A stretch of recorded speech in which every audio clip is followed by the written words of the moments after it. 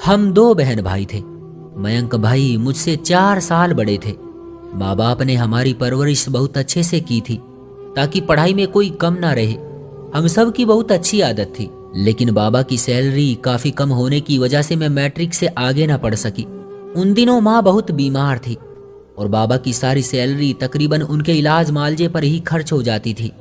भाई मयंक काम ढूंढ रहे थे, लेकिन उनको कहीं अच्छी नौकरी ना मिली। हमारे घर के बराबर में एक कोठी थी जो काफी समय से खाली पड़ी थी।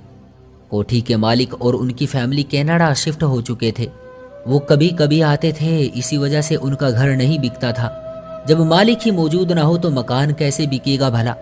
उस कोठी की 4 दीवारी बहुत नीची थी, खास तौर पर वो दीवार जो हमारे और उनके घर के बीच थी। कोठी के ठीक सामने एक छोटा सा बगीचा भी था जिसमें फूल पौधे, आम और जामुन के कुछ पेड़ थे।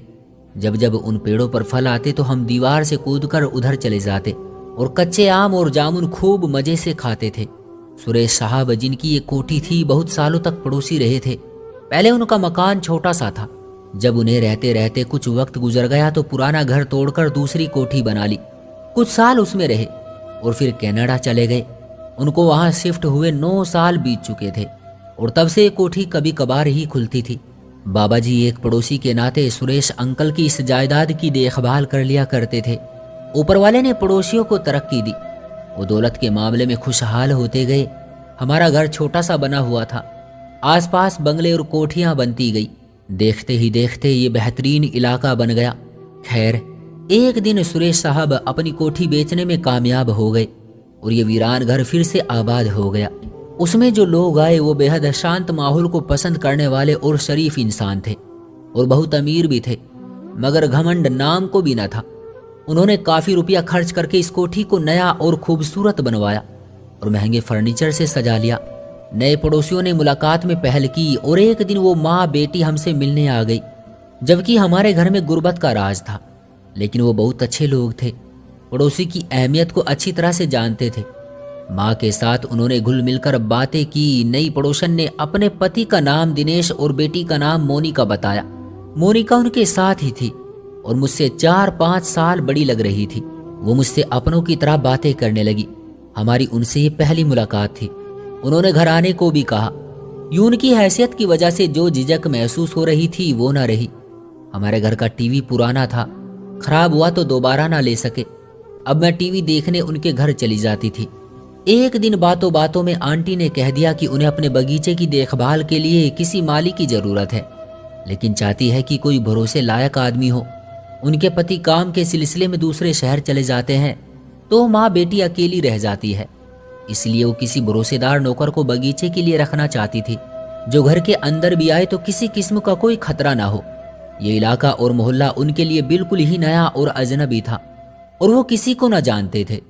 काम वाली बाई के लिए भी उन्होंने माँ से ही कहा कि अगर आपकी भरोसे वाली कोई औरत हो तो ही भेजे। बार बार जब माली और नौकरानी के लिए बाबा जी से कहा तो बाबा ने कह दिया, जब तक कोई भरोसे के लायक नौकर आपको नहीं मिल जाता तब तक मयंक को बुलवा लिया करें। मेरे बेटे को अपना बेटा समझें। मैंने इसकी अच्छी परवरिश की है, आपको इससे कोई शिकायत नहीं होगी। ये वैसे ही काम कर दिया करेगा। ये तो कहने की बात थी, दरअसल उन दिनों हमको रुपयों पैसों की बहुत जरूरत थी। मयंक की कहीं नौकरी ना लगती थी क्योंकि वो बस मैट्रिक पास था और ये अपने नौकर को 10,000 सैलरी देने पर तैयार थे। उस वक्त हमारे लिए 10,000 बहुत थे।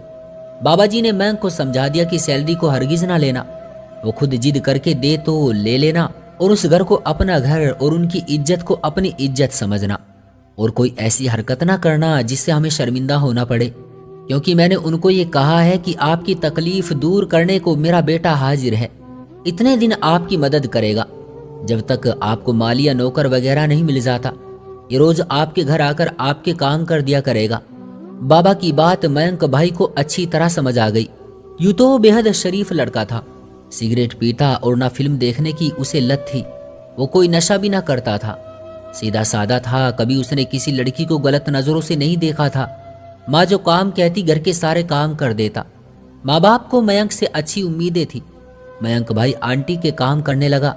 बगीचे की देखभाल और सौदे सामान के अलावा जो औरतों के बस की नहीं होते, जैसे कि केबल लगवाना, इलेक्ट्रीशियन को बुलाकर कोई काम करवाना वगैरह वगैरह, वो मयंक को अपने बेटे जैसा समझती थी। वो घर के अंदर बाहर भी आ जा सकता था। और मैं रोज आंटी के घर टीवी देखने जाती तो वो लोग मेरी भी खूब सेवा करते।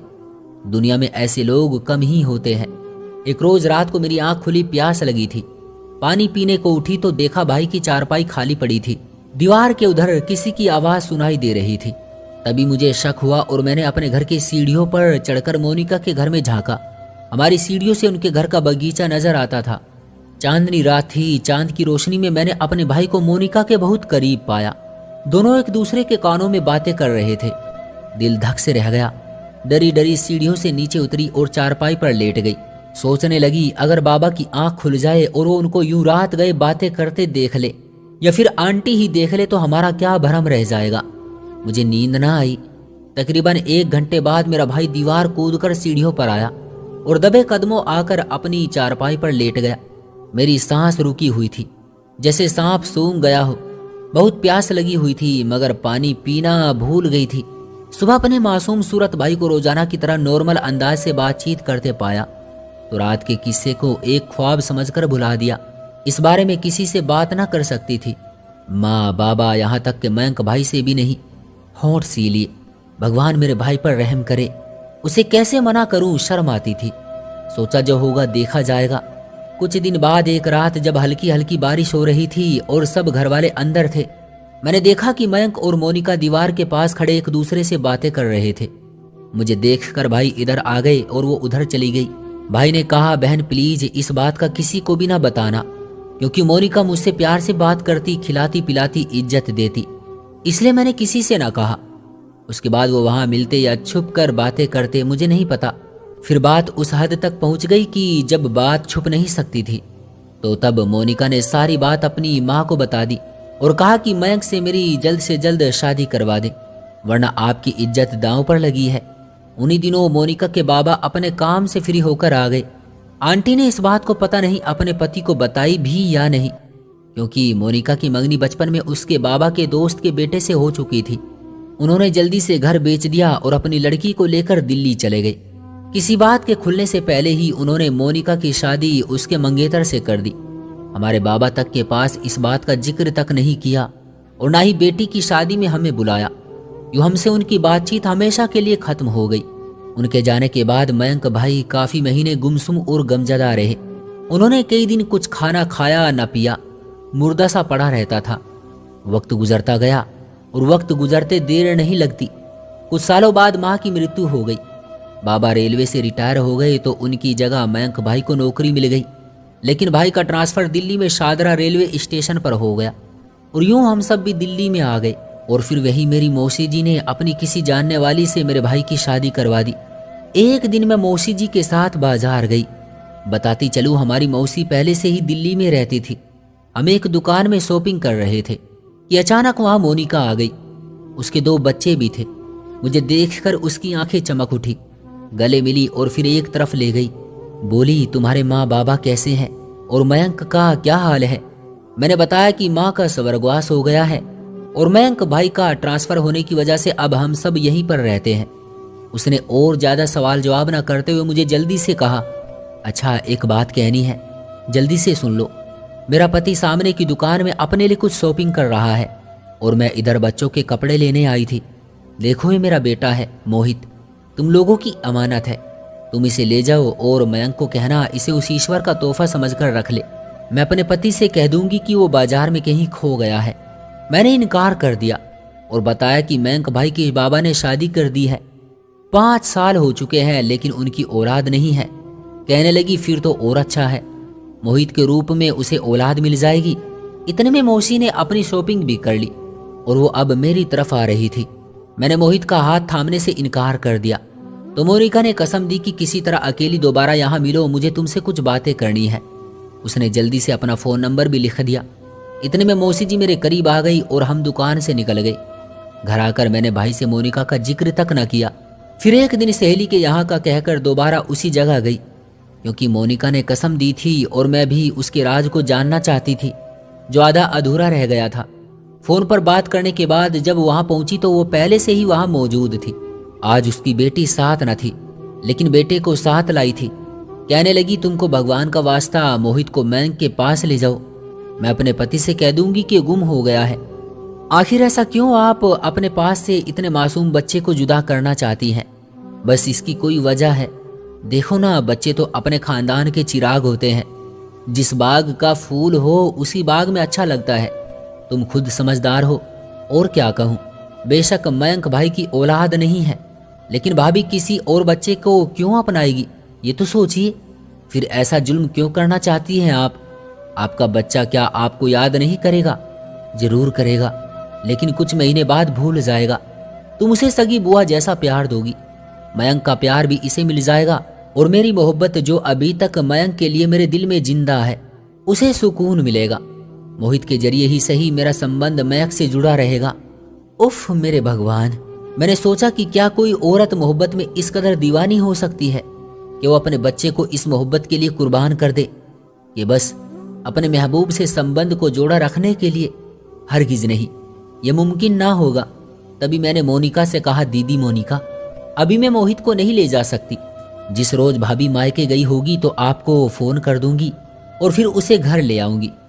तब हम भाभी से बहाना भी कर सकते हैं कि हम इस बच्चे को गोद लेने के लिए किसी से लाए हैं।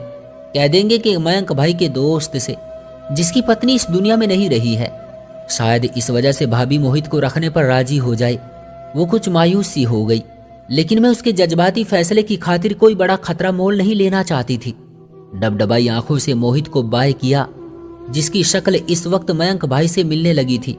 तो मैं सोच रही थी कि कहीं संबंध बनाने के तौर पर यह मोनिका की कोई चाल तो नहीं है। मैंने घर आकर मयंक भाई को कोई बात न बताई, ये भी नहीं बताया कि मैं मोनिका से मिली हूं या वो मुझसे मिली थी। मोहित के बारे में कुछ भी बताते हुए मेरे लब नहीं खुल रहे थे। एक बहन अपने भाई से ये बात कैसे कह सकती थी कि तुम्हारी आशिकाना मोहब्बत की कोई ऐसी निशानी भी इस दुनिया में मौजूद है कि जिसका तुमको पता भी नहीं है, या कि तुमने भी जिसका दीदार नहीं किया है। इसके बाद मोनिका के कई फोन आए, लेकिन मैंने उससे बात नहीं की और ना उससे मिलना चाहा। भला कैसे मैं अपनी भाभी की जिंदगी में कोई मुसीबत ला सकती थी? और मयंक भाई के दिल की भगवान जाने, क्या वो मोनिका को बुला चुके थे? क्या वो पुराना जख्म अभी तक ताजा था? जख्म मौजूद भी हो तो वक्त उस पर खुरुंड ले आता है। उस खुरुंड को छील देने से तो जख्म फिर से ताजा हो जाता है। बस भगवान बचाए ऐसी मुलाकातों से जो गुजरे पल को याद दिलाती है। प्रार्थना करनी चाहिए कि पहले तो इंसान ऐसी गलतियों से दूर रहे, और अगर इंसान से खता हो भी जाए तो किसी की जिंदगी को बर्बादी से बचाने की खातिर इस खता पर पर्दा डाल दिया जाए, जिस पर खुद ऊपर वाले ने पर्दा डाल दिया हो। मोनिका ने जो मुझसे कहा उस पर पर्दा भी ऊपर वाले ने डाला था। तभी तो बदनामी के गड्ढे में गिरने से पहले उसकी शादी की सहनाई बज गई थी। और मयंक से शादी तो मोनिका का एक ख्वाब ही था। कहाँ हम गरीब लोग और कहाँ वो रईस घराना। मोनिका आज भी याद आती है तो मेरा दिल बहुत दुखता है, लेकिन अपने भतीजे मोहित को देखने को दिल करता है। आखिर वो खून है मेरे भाई का। लेकिन क्या करूं, ऐसा मुमकिन नहीं कि दोबारा मिल सकूं, क्योंकि ऐसा करने से मोनिका फिर यही कहती कि मोहित को ले जाओ। भला ये कैसे हो सकता था? कभी कभी दिल करता है भाई को सब बता दूं, शायद वो कोई ऐसा रास्ता निकाल ले कि मोहित को ले आए। लेकिन फिर शर्म आती है, कैसे कहूं ये सब भाई से कि तुम्हारी एक नाजायज औलाद भी है जो कि मोनिका के पेट से हुई, और फिर ये भी डर है कि मोनिका कब तक मोहित से जुदा रहेगी। आखिर वो भी माँ है, कभी तो उसका भी दिल करेगा मिलने को, और फिर वही मुसीबत के भाई और मोनिका का आमना सामना होगा और कोई नई मुसीबत जन्म लेगी। बस इसीलिए ये राज अपने सीने में दफन कर लिया। लेकिन सबको ये जरूर कहूंगी कि भगवान के लिए ऐसी गलती ना किया करें कि जिसकी सजा भी बहुत भयानक हो। आज भी सोचती हूँ कि अगर इन दोनों की मोहब्बत का दुनिया को पता चल जाता तो माँ बाप तो जीने के लायक ही ना रहते। ये तो बस उस ईश्वर की कृपा थी कि उसने भाई की हुई हर गलती पर पर्दा डाल रखा है। क्यों दोस्तों, आपका क्या कहना है इस कहानी के बारे में? कमेंट करके हमें जरूर बताएं। वीडियो को लाइक कर दीजिए और चैनल को सब्सक्राइब